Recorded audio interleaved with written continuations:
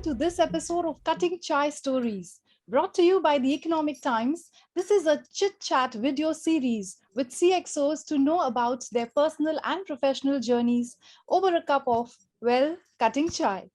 I'm Deepthi Diwan, your anchor for today, and through this initiative of ET Edge, we shall engage in a heart to heart conversation with our guest on this show. And today we are delighted to share that we have with us Mr. Dominic Vijay Kumar, Vice President and Chief Technology Officer at ART Housing Finance India Limited. So, sir, welcome to the Economic Times Cutting Chai Stories. Thank you, Deepthi. Thank you so much for that. I'm honored. Well, so we hope that you're looking forward to sharing your story with us. And Yep. so we all know about your work, your achievements at work. You have an enviable track record of creating strategies at some of the best organizations, and you have won so many accolades. Today, we would like to know more about the person behind all these different roles that you play. What is Mr. Dominic Kumar like when he's at work? But more importantly, what is he like when he's away from the work environment? What are the things that drive him? What are the hobbies or interests that he likes to pursue? And so much more. So let's dive straight into it, sir. Let's go down memory lane a bit. Let's revisit your childhood, your school, college life. What were those years like? And how have the early life experiences shaped you into the kind of person that you have become today, sir? Thanks so much, Deepthi. It's really nice to run back to your memory lines and right from your childhood to the position what I'm, and it's going to be a good interaction with you. Okay, just to give you a brief about myself, my name is Dominic Vijay. I'm basically based out of Bangalore. Okay, born, brought up in Bangalore, but settled in Delhi from last 10 years. I come from a family of army background, where my father is a retired colonel, my grandfather, his father, and it's a generation of people who have served the Indian Army. And my mom was a teacher. Okay, and I had siblings. I have my younger brother, who's an executive chef with one of the leading hotel chains in India. And we both are married. My wife is an MCA graduate, but she's a housewife. She gave up her career. I have a daughter who's around 17 years old. She just finished her 12th exams. Then same goes to my brother also. He's married with two kids. So when you look at my career, childhood days, to be very frank, my dad being an army officer, so he's more of a disciplined and a very strict person, you can say.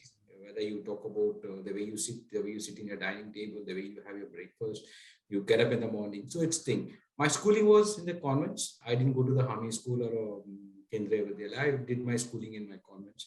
So schooling was always it was more of a very good activity for us. But to be very precise, I was more of a reserved person, very shy in nature, limited friends, not very social as I speak today. Very limited to things. I used to go home, go to school, come back from school, stay at home, stay indoor. And only two things. That is, we had a very clear timing. Go to school in the morning, come back. You have a time from 4 to 6. You got to play. Then 6 o'clock, come back, freshen yourself, tell your prayer, then start your studies. 9 o'clock, you have your dinner, go back to bed, get up in the morning at 6. So there was a timetable kind of thing which was set up. It was really good. I mean, those days it was a little bit difficult getting up in the morning and running and doing all those things, but it was very good. But this was up to my 7th standard. Post when I came to my high school, because in South we have something called state board, it's got something called middle school, high school, and primary school. So when I came to 8th, I was more interested in cricket. Cricket was my favorite, hardcore follower of Sunil Gavaskar and Kapil Dev, where I had a big albums made out of these cricket. It's fun. Cricket was life for us. You allow me to play cricket for 24 hours, I used to play. So that kind of thing, which sports really made us think. Studies are not very, you can say that, such a brainy child I was. I was an average student, but hardworking. With certain times, I always used to feel maths was a difficult subject for me, but my dad and my mom always helped me out to sail through the process. So I came out with good flying marks in my 10th standard. Okay, and there was a little bit of confusion at my when I finished my 10th. It was whether should I take up science, commerce. So final decision, we took up science, then finished my graduation, 12th, then finished my electronic graduate. I passed out electronic graduation from Bangalore University with a decent marks. Okay, so that one thing, my parents have played a very, very important role. And my teachers also, if I go back to my school days, especially in one of the convent which I was studying in 8th standard, I had a biology teacher called Krishnamurti. A very precise, very, you can say very strict person by nature. Okay, and very neat. His timings, the way he maintains, the way we had to carry the notes we had to write, even a single spelling mistake was not tolerated. So that really helped us to, what do you say, train ourselves and be more accurate in what we do, very disciplined and get things going. And by default, it is my mother. And I mean, if you're a teacher's son, you'll always have that thing, and your dad being an army officer. And that one more thing which I always give credit to my mom was, my dad used to always be posted at different front of India, like different places where families were not allowed. So that time it was my mom who used to take care of us, bring us up, take care of all the responsibility right from schooling and all those. So this was my schooling and my college went through. And the same thing happened to my brother also. We went through. Then my first breakthrough was after my graduation was started my career as a hardware engineer, to be very precise. Those days in 92 and all that, you passed out, sorry, 98, when you passed out your graduation and you come out, computer was in the boom. Hardware, networking was one. Then you'll find N number, Jet King was there, computer garage. So I did my, what do you call that, hardware and networking course. Parallelly, during my college days, I did my NIT. I passed out my NIT. Those were the days where we had Visual Basic coming into picture. So I did a 4-semester course. That course that I did my hardworking. Got a campus placement. Went through that. Started off my career as a hardware engineer. Learned the basics of computer technology. That is the time I can see Windows starting from 3.1, Windows 95, 98. Everything came up. After this, a short break, I had a major breakthrough was my corporate, when that was in somewhere in 2000. I got a breakthrough in Oberoi Group of Hotels as a system administrator. That really changed my career path when it comes to professional life. Because in a hotel industry, you have been trained in such a way that everything matters a lot, because you face towards the guest. So I was trained there, and I spent almost a good a lot of 3 years there. And it was a successful career, a lot of things to learn, especially groom myself as a professional. Then suddenly there was a breakthrough. I mean, a revolution happened in the aviation industry. That is, Captain Gopinath came out with the new concept of low-cost carrier. And it was, I can say, and during Oberoi days only, I got married. That was in 2003. My wife is based out, she's from Visakhapatnam, but later she got married and settled with me in Bangalore. Okay. So 2003 and 2004, I got a very good breakthrough, that is in aviation industry, that is Air Deccan, where I was taken as a manager, infrastructure and IT operation. That was really a breakthrough, because aviation industry is more a regulated industry, which is more secured, and Air Deccan was growing those days. When I joined, it was 13 airports. So by 2008, we were around 67 airports, one of the biggest airline in India. We even overtook Air India. So I had a privilege to handle all the airports, travel across India, the remote of remote places. If you talk about Dibrugarh, Bagdogra, the remote places. So I had a chance to travel. And the same chance, I had my family members also, because as a part of your Kedar, you always get a chance to take your family members by flight. And by default, they were traveling, but it's something in a different way. Okay, so that gave me a good breakthrough. Then career wise, I was really booming. It gave me a good boost, whether it is professionally, financially, the status. Technologically, I learned a lot of things which shaped my career. Then things had a little bit of slightly downfalling, scaling down, where Kingfisher took over or Edecon. There was a merger basically. So I was taken up. My base was moved to Bombay, but I was given a southern region. I was heading the regional part of that is southern India, as well as international operation, because Kingfisher started off their international operation, where I was in charge of the international operation. So that's another breakthrough for me. Working in international operations, going to multiple different countries, setting up the technology there, working with different kind of people, supporting them. That also gave me a good breakthrough. So this aviation days, the 7.5 years of aviation, what I spent was really very useful. And Oberoi gave me a changeover as a professional career growth that took me on. Then there was every man's career, there is always a sinusoidal waveform, whether it is professional or a personal life. So there was a little bit of downfall in the aviation industry. I mean, it was a public notice to everyone in 2010-11. So I had to go back to my hotel industry to re-begin my not my career, to take a short break. So I was there for a short break with one of the group of chain of hotels in Bangalore itself. It's for almost 18 to 19 months. Then I think that somewhere end of the tunnel, there's always a light, they say. So I got a very good breakthrough with Max India, which is one of the leading insurance company in India.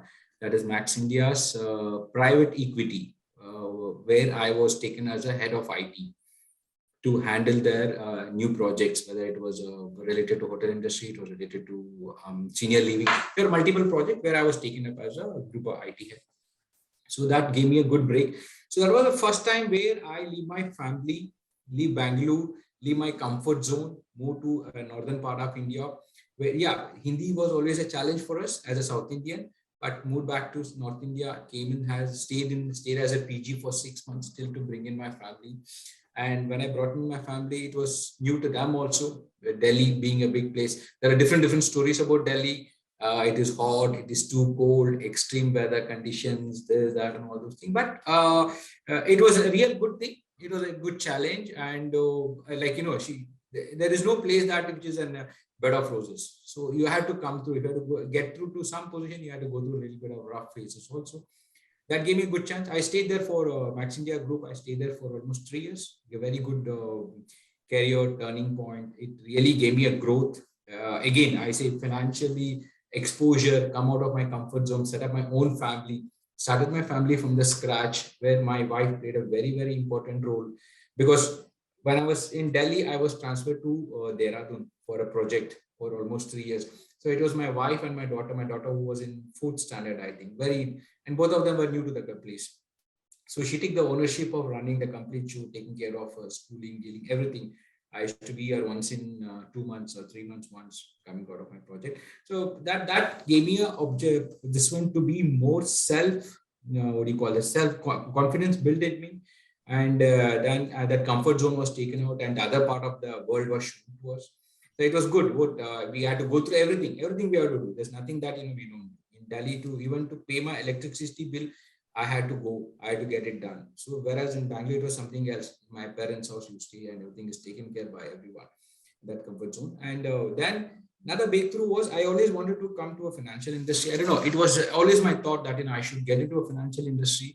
And because finance is something which has no end for technology and it was booming at that point of time. Then it was in 2015, I got a very good offer from the present company, Art Housing Finance. Prior to this, it was RAS Housing Finance India Limited.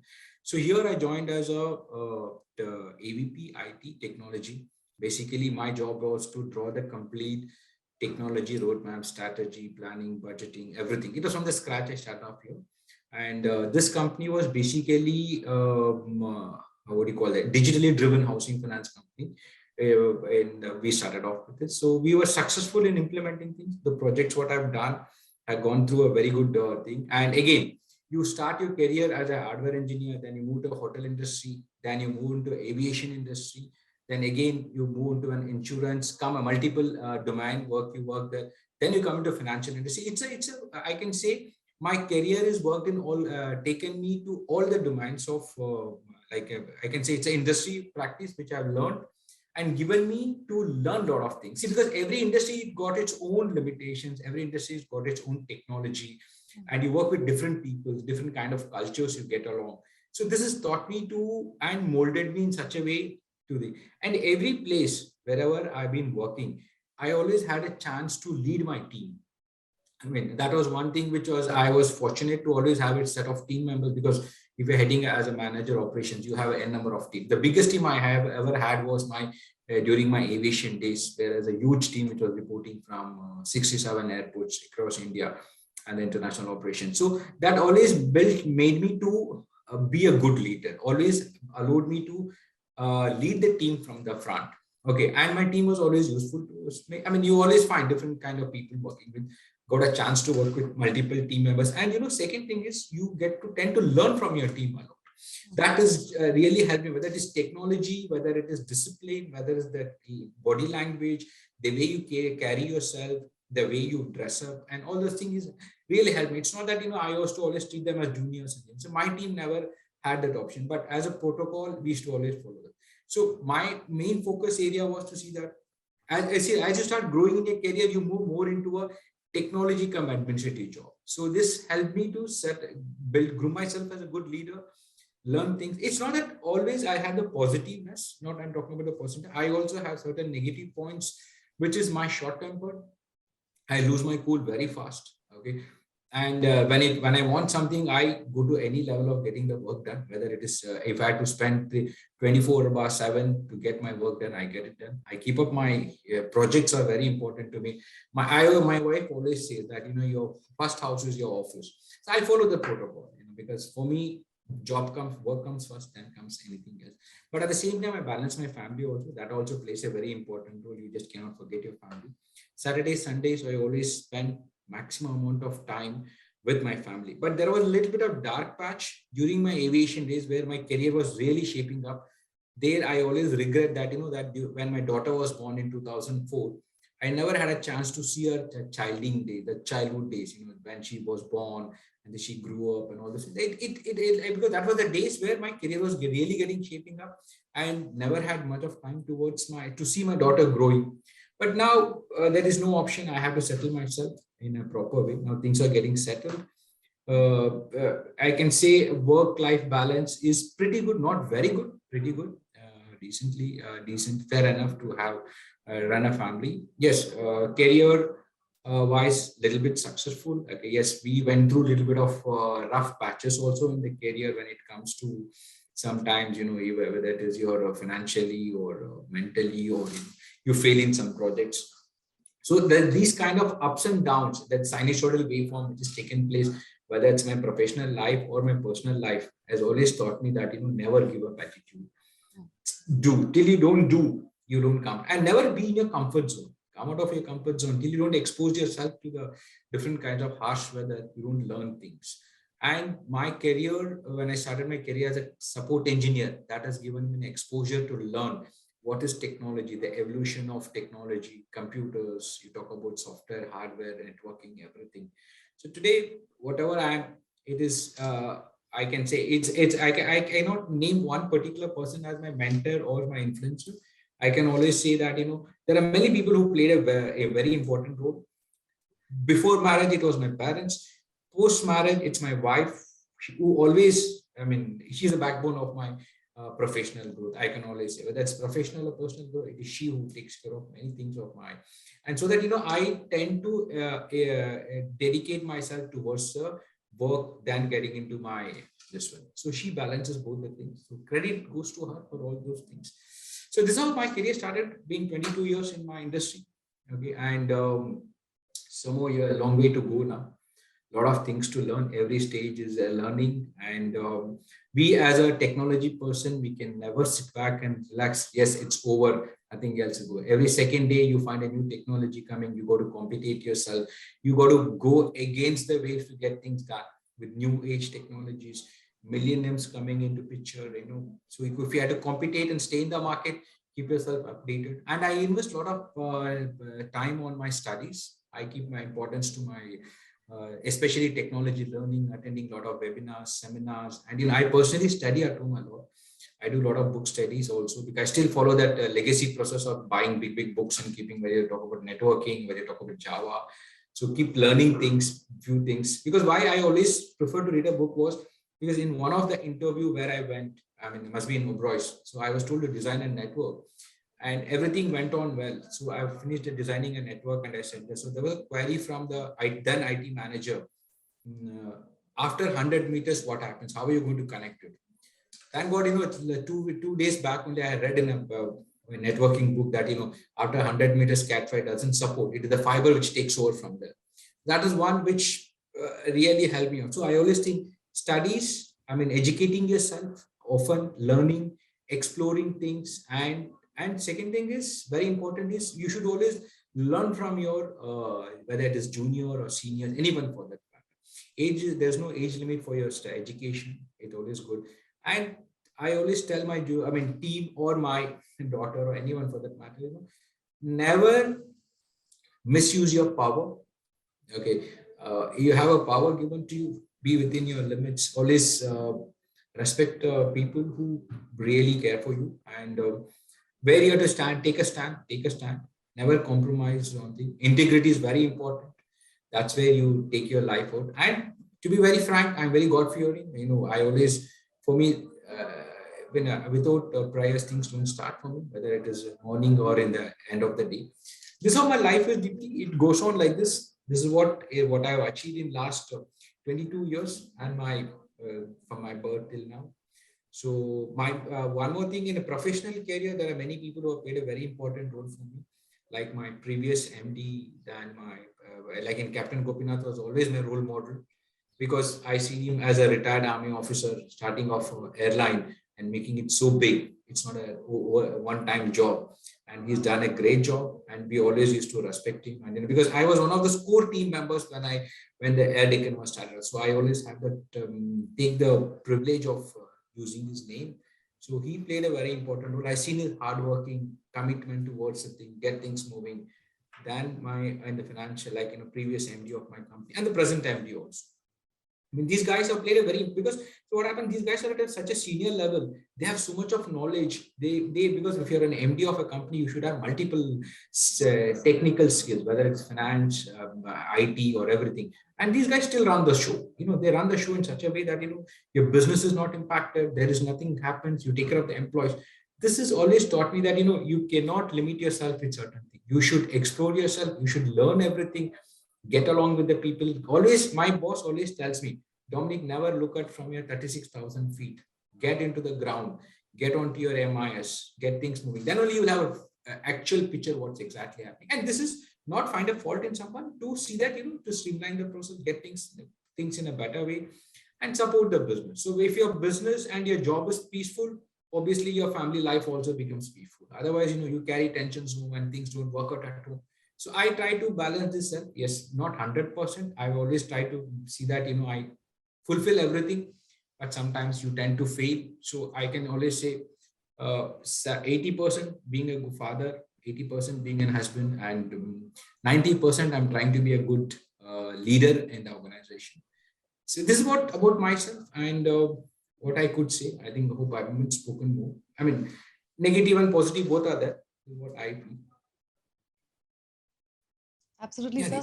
Well, thank you for taking us through that detailed journey, sir, and what a great journey it has been. So, a few key things that really stood out. One is the fact that discipline that was instilled in you during your childhood has always been a part of your life, if I'm not wrong, Yeah. until today. Yeah. And I'm sure that you inculcate the same in your kids' lives as well. Yes. And so another key thing that came up was that you seem like a people's person. Although you are in a leadership role, you always believe in teams and how to make that team work. If you could share with our viewers a little bit more about how do you handle your teams, because they all look up to you, and a role like yours, easier said than done. It is a difficult role to play, especially when you have such teams working under you. And like you said, there are always some different people who do not go with the focus or the goal of everybody else. So how do you handle such situations if there are difficulties within the team? How do you motivate them? How do you keep them together? There are two ways I handle these issues. It's the day-to-day issues which I keep facing within my team and from the external team also. Like they say the five fingers are not the same. When you have that, you have something else they call it. So always you'll find one person cribbing for doing nothing and one person says exiting. So it's all depends. One is I do a lot of counseling to these guys. I spend a lot of time with these guys, sitting with them, understanding where exactly is that problem. Is it there? See, sometimes what happens, guys come with certain personal problem, try to show it in the office, or when they have some other issues, they try showing it in the office. So I try, basically first is I try to understand their issues, sit with them, whether it is professional life or professional one. I sit with them, understand their problems, try giving a solution, but not advising. I try to, because end of the day, I need to get my work done, whether it's good or bad. I need to see that my work is done, my targets are achieved, and I behave well as a leader. I try doing this, giving them a chance to recover from whatever is going through the emotional issues or the problems, or try to understand if there's any technical skill, training skills lacking in him, which I can help him out in getting things. After all that, there is always a break-even point. Then we say that, we depart in a very good way. That I always give them a chance. And I always follow one thing: never stop an employee from growing, because you can't hold back any employee for a longer time. After certain years or 1 or 2 years, when he sees that things are getting bored, he tries to change. And when he's trying to change, you should always say that, it's good to depart, rather than holding him back and making him to do the same work. Yeah, there's always a challenge. Somewhere I am successful, some I fail. So that time, what I do, I try to find out what is happening. Second thing, as I said previously also, I try to learn from them. First is I listen to them. I try to learn from them. I don't show my egos, because showing ego with the team will not take you anywhere. So I try to learn, understand the problem, try to resolve it. If within my capability capacity, I try to do it. Otherwise, if relevant authorities come into picture to help them out and doing fine. At the worst scenario, the last situation is allow them to exit in a very, very good way. That's the one we handle. And I've been successful in this to some level. Some people go in a good way, some people go in a bad way. But once we are out of the office, we are always good friends. I'm still in touch with many of my team members.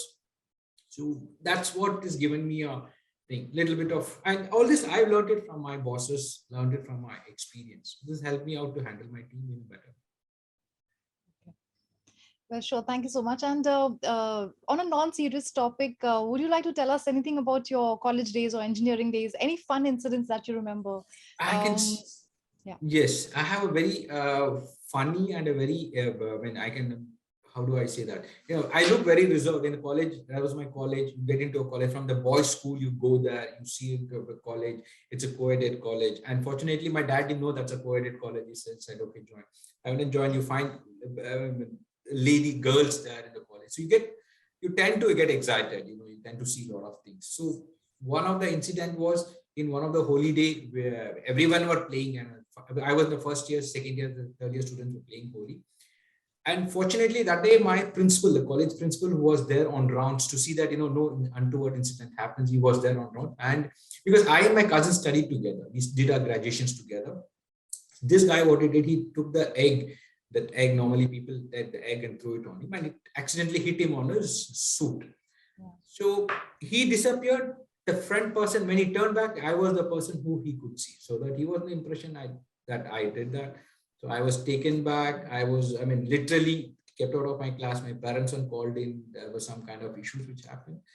And this is one of the very memorable thing which happened, because you being a reserved character, you don't try to mingle on with anybody. Suddenly you get into a controversy like this, then you are being debarred from your college. You said not to come. Your parents are called. Then your principals have been talking to you. This was one incident which always I don't remember, forget it, especially in the college days. And unofficially, normally you tend to watch, when you see somebody, a pretty girl coming in, you tend to impress her by running around, playing cricket and all those things. So these are certain things which I did. But this particular Oli incident was something which had a impact on me, because when my principal spoke to me and he said, I never expected this one, because I didn't have a justification to say that if somebody else who did, I can't, because the person right after he turned, it was me who was facing him. This one incident which had, and there are other not much thing to my knowledge. These are things which happen. And in school, I think I had one incident where my dad had got me a new cycle. So in full Josh, I was riding and coming. I didn't realize there was another vehicle coming in. So I went and rammed it, and it took almost 2-3 days to convince my parents that, things don't happen like this, because this went through a bad phase. The cycle had very critically damaged. So there are two incidents which has happened in my business. Yeah. Well, it's always good to reflect on those fun memories that make you smile. So, sir, you spoke about your first job? I believe it was at the Oberoi's, right? Yes. So, could you quickly tell us? Do you remember what was the amount of your first salary, and how did you spend all that salary? It was to be in Oberoi's. Salary was always a constant. Yes, my first salary was around 6,000 a month. Okay. So first thing what I did was I was very passionate towards buying a Bullet Royal Enfield motorcycle. That was my passion always. Okay, I still own that bike. Okay, which is there from last 2003 or 4 itself. So first thing what I did, my first salary, I bought some good thing for my parents. Okay, and I usually thank God for giving such a good opportunity. I did some Thanksgiving. The second salary immediately was to buy a motorcycle on finance scheme. So that was the first thing which I invested money. And yes, that then, but 6,000 was a big amount those days, way back in 2000. Okay, for me it was sufficient because staying with your parents was always a deal. So I used to spend a lot of money on my clothing, to be very frank. First salary, buy, then taking care of my parents. That's the one which I remember. Then after that, I haven't looked back. Things changed everywhere, every time. Wow. Great, sir. So could you please tell us what are the things that you like doing? So, of course, you like your bikes. Apart from that, do you also read other kind of books apart from, which have technical knowledge, or any other kind of activities that you like? Maybe exercise, some Yeah. sport. Yeah. To be very frank, I am a hardcore sportsman. I represented my school in basketball and cricket, Oh, played wow. it up to a state level. Basketball, I think I played up to district level. Okay, when the basketball is introduced. So that I've been following for a long time. Then post that, then I was a little bit of crazy towards bodybuilding. Got into that. Okay, it was more of lifting weights and but never gone for a competition as such. So these are my hobbies. Cricket. Right now, I don't play cricket much, but I play for my corporate level. But gymming is my main thing. I still do a lot of marathon. We have a elite CISO group where we do a lot of marathon and all those things. But that fitness thing, I always maintain that. Running, then lifting weights. Then if I get a chance to play cricket, we'll always do that. And these days, off late, I started off cycling also. So that trend we are following. At 40 plus, you try to be fit. Try to get back to your old days. So I'm trying to do that. These are a few hobbies which I like. But technically speaking, I don't read much books. When it really knowledge, but books related to technology, I used to read, and not any other fiction books or novels as such. Okay. Well, sure. So, I just wanted to ask you something about uh, looking back over your life, over your career. If you could go back in time, what would you tell your 20-year-old self or your 25-year-old self? Any particular things that you would tell your 20-year-old self? If you could repeat that particular sentence, please. So, if you could go back in time, Uh, what would you tell your 20-year-old self? Any things that you would do differently? if I 20 years, I mean, if I want to do, if what I wanted to do differently was, uh, I wanted to, it may very, I mean, it may look funny, but I wanted to join police force. Okay. Oh, wow. That's After very my interesting. graduation, after my 12th, I did my NDA, but not very successful. I didn't get through my SSB. Then, but I was very keen on joining the police force. I was very, not at the IPS level, but at the more return operational level from the sub-inspector rank, which I tried my best. I built my body. I used to make the physical fitness. So that is what was my aim at that point. But what do you say? That the fate has something else towards me. So I went into a technology field. So if I look back, I wish I would have. I mean, I still now think, at this age, I would have been at the DCP rank. I would have been at the ACP rank. So that kind of, I still have that. But that time, at that point of time, this what was my thing. That's what I could say. Sure. Well, I'm sure you've been a great officer, sir. But so good to relive all those thoughts again. And so, for the youth who looks up to you, what is the message that you would like to share with them? Anyone who's young who wants to take your career path. Yeah. See, it's always good, today's when I say youth, when I say, you should always have a focused mind. You decide what you want. Don't get carried away with multiple things. Today you find distraction in everywhere, and stick on to certain things. Things what you really want to do. Don't come under pressure, and don't overreact to certain things. Today you find kids getting, especially the youth. They want to keep their feet in multiple things. They want every overnight growth. The growth doesn't come overnight. It's a ladder. You need to climb it in a very way. Fast you grow, you tend to fall down.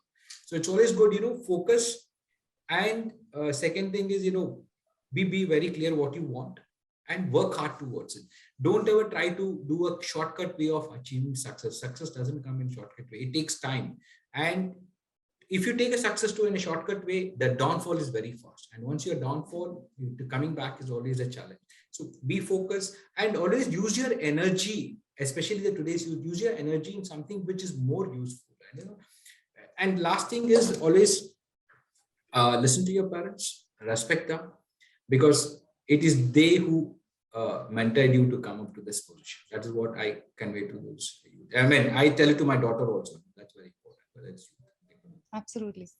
Well, and so just one question before we move on to something very fun, is your life. I think we know the answer to this, but I'll still ask you your life. What do you think? Has it been more of hard work or has it been more of luck? it is more of hard work. Hmm. Okay. I can say it is 80% of hard work. 20% always luck also plays a role for you. Okay. And yeah, it's a mix and match. So 80% is my hard work. Hard work means when it comes to hard work, a lot of it includes your influencers, mentors, and all those people. And 20% luck is played. And luck is means it is not that overnight, like Alauddin lamp kind of thing. It's more of prayers. It's God's blessing, which has brought me to this particular position, which is professional or personal life. Absolutely. Well, thank you so much. And what a great conversation has been. But let's come to the fun part of it. We'll do a quick rapid fire. And you have to quickly, tell me the answers to the choices that we have. So I think this one's fairly easy. We all know it. Are you a morning person or an evening person? I'm an evening person. Okay. Well, going back to your childhood, you said you were a morning person. So, but That is during education days, studies. okay. You have no other option. You have very Yeah, disciplined. Now, job tells me to stay overnight. right. All right. So planning your life or going with the flow? Planning my life, that's very important. Going with the flow will somewhere you'll find a rock where you stop back. So planning my life, that's very important. Okay. So if you're given a choice, will you go back in time or would you like to see the future? I will always prefer to see the future because I've seen the back in time. So I want to see the future because that's going to take me out. Right. Future. Which one are you? Optimistic, cynical, or realistic? It's to be very frank, I feel I'm optimistic. That's what people also say that. And I also feel by myself as a person, I'm more optimistic towards things. What makes you happy? A good book, a good movie, or good music? A good movie will always make me happy. I mean, in the sense, when I watch a movie, I enjoy, I forget everything. So that one, but I'm very addicted to watch TV. So irrespective of things, so that makes me happy. Right. Coming to movies, sir, I believe there was a movie made on Air Deccan also, right? The entire story. Yeah, yes. And what an inspiring movie that is. I've seen it, Yes. and what a great story. That's why when you were talking Surya's. about it, it was I could relate to it. What a great and inspiring film. Everyone who's watching this interview should watch it.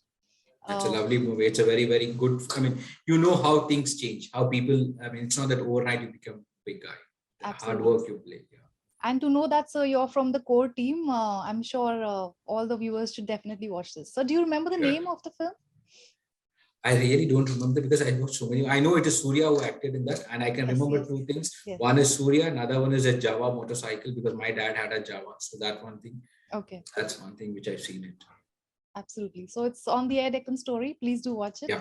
Surely. And what would you like, sir? Home food or restaurant food? I'm a home food eater. I prefer eating home cooked food. And your favorite meal? It's non-veg. Okay, I always prefer to have chicken as my thing. All right. Beaches or mountains? Your ideal holiday? It's beaches, not mountains. Okay. Yoga or sport? Sport. Yoga, I don't have patience to control myself. Right. Cutting chai or coffee? It's cutting chai. I'm a chai person. I go with chai always. Okay. So if you were Aladdin for a day, and if Genie comes and asks you, your wish is my command, what would that wish be? Professionally, I want to be an MD CEO of a company. From a CTO to an MD CEO of a company. That's what I want. Personally, I want to own a, what do you say? Not much, but professionally, yes, I want to be professionally, I see, like Genie asked me that, I want to be an MD CEO in next 3-4 years time. That's what I want to be. And amen to that, sir. And an idea that changed your life. It's a very difficult question. I mean, Deepti, this little bit idea to change my life was any turning point, any incident, or any thought that I can only say that, it's one of my classmate, the plus two, the guy who had finished his engineering and came out. And when he was first recruited in one of the leading software companies, okay, on a campus recruitment, that actually made me to think about technology and move towards technology. When they can do it, why can't we? And that really helped me out in changing my career as such. And it was also helped by my parents to get onto this technology when I didn't get into a police force or an armed force. That's why it helped me. wow. Well, great. Thank you so much. And what a great chat it has been, sir. And what a great conversation. Thank you so much once again for sharing Welcome. so much about your life with us. Thank you so much, Deepthi. Wonderful session.